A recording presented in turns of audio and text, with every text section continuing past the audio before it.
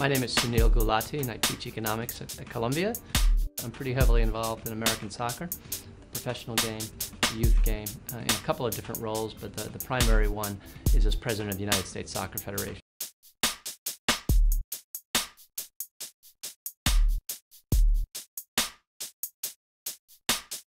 What are some of the other things that need to happen for soccer to become as a great sport, just like basketball or baseball in America? You know, we're getting there, and at a participatory level, it's already there. Millions of kids playing. Turning it into a greater spectator sport is happening, but it's happening slowly.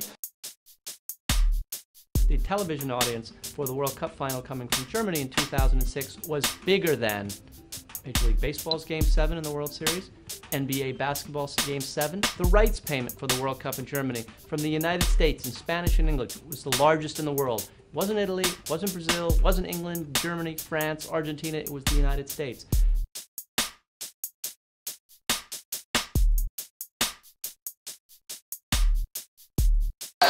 He was saying, he was on our radio show Saturday saying, I wish they would promote this more because it could be like our little mini World Cup. It's safe to say that the MLS owners didn't want to play in the US Open Cup. Having been around the Federation for a long time, I wanted us to, I insisted on us doing it, and the rules called us for doing it, but the big concern was, what if you lose to all these teams? You're out there, but this game you lost, and everybody went home, other than obviously the mutiny.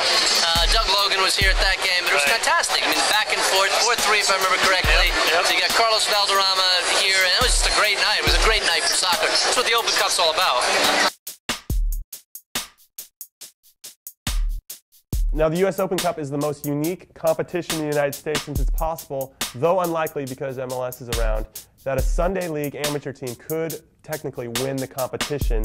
None of the other major sports in this country have anything like this, yet we don't do anything to promote it. Why not? Look, we do promote it, but there's a lot going on.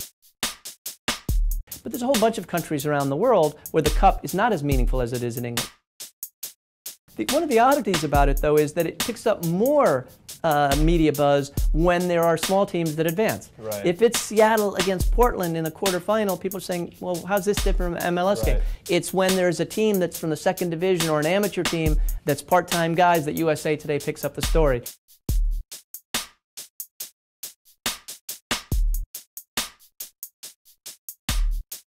Well, so my general views on globalization are two things. One is it's inevitable, and that it's generally positive.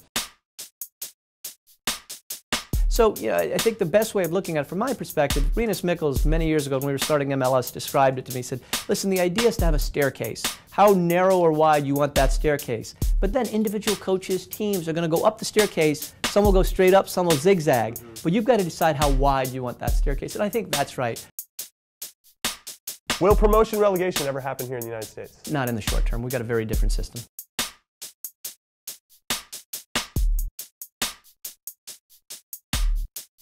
So how upset does it make you when FIFA President Sepp Blatter comes out and makes these inaccurate statements in an interview about the state of soccer here in the United States? We voted. We voted for Sepp Blatter. There wasn't another candidate in the election, and we didn't think it made sense to abstain.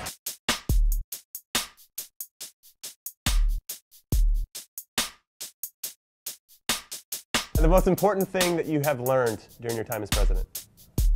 Patience. You know, I've always been impatient, and it's hard to get where you want to go very quickly. To take the moral high ground is fine, unless you're standing on quicksand, and I don't think taking the moral high ground was the right thing to do. What's the biggest area that needs reform? Well, in general terms, it's governance. Transparency, external review, and if you have that as a starting point, then people aren't going to always do the right thing. That's why you need good rules and good governance procedures in place. A tumultuous time in world soccer, and Sunil Gulati.